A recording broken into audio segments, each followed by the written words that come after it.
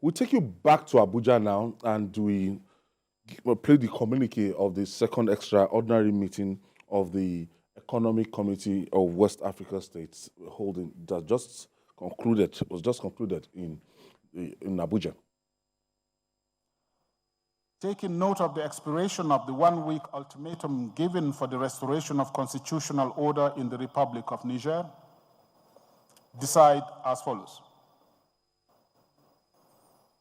A, reiterates its strong condemnation of the attempted coup d'etat and the continued illegal detention of President Mohamed Bazoum, his family, and members of his government. B, further condemns the condition in which President Bazoum is being detained and hold the CNSP fully and solely responsible for the safety, security, and physical integrity of President Bazoum, members of his family, and government.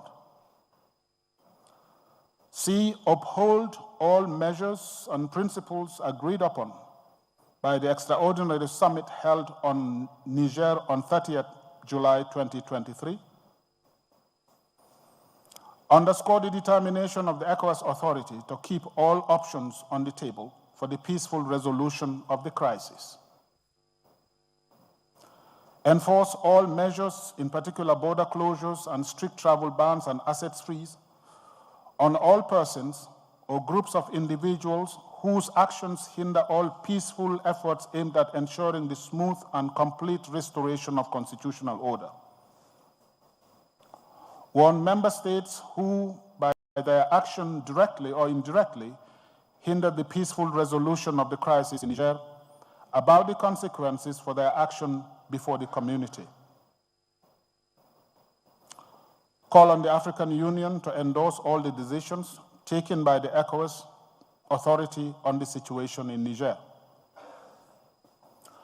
Further call on all partner countries and institutions, including the United Nations, to support ECOWAS in its effort to ensure a quick restoration of constitutional order in conformity with its normative instruments.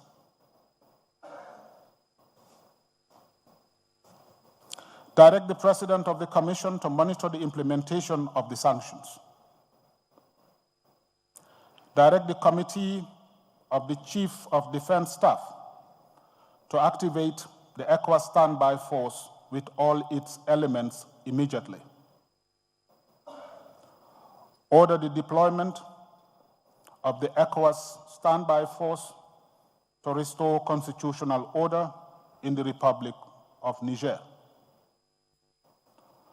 Underscore its continued commitment to the restoration of constitutional order through peaceful means. The President of ECOWAS commissioned that. While we are talking diplomacy, and at the same time, it's a mixture of talking tough, standby, telling the military to be on the standby, waiting any time for deployment. Yeah, I think it makes sense to let the junta in Niger realize that no action is ruled out and no action is ruled in. It's an effective tool in negotiation and diplomacy that you leave other options open. But it is clear that Nigerians do not want to see a full-blown war in Niger because it's too close to our country. And a country that shares 1,608 kilometers of border with you. When there is a war, there will be all kinds of implications. Somebody talked about the fact that Niger Republic provided shelter for Nigerians since 2014. Nigerians from Borno North, for example, they've been living, they've been in IDP camps. Remember the first time that the governor of Borno went there, there was a stampede and some people died. He came to distribute money and bales of cotton. Permanent IDP. They've been there since 2014. Borno North, people from Abadam especially, they've been in Borno North. Some of them from Damasak, also in Borno State, they are taking shelter in Niger Republic. So they reminded us that these people provided shelter for your people. They were displaced from internal conflicts. The former Inspector General of Police, shortly after he was made Inspector General of Police, Boko Haram invaded his town, Gaydam, in Yobe State. The people fled into Niger Republic, while the army at that time were lying that they repelled the attack. Videos of Nigerians streaming into Niger Republic went viral. So these things happen. They provided shelter from our people, and for that reason, a lot of our people are emotionally attached to that country and they don't want to see war. But the mistake that people are making is, this is not a problem with Nigerians. It is with the junta that set aside democratic order and felt that, look, it makes sense for us to just take over power.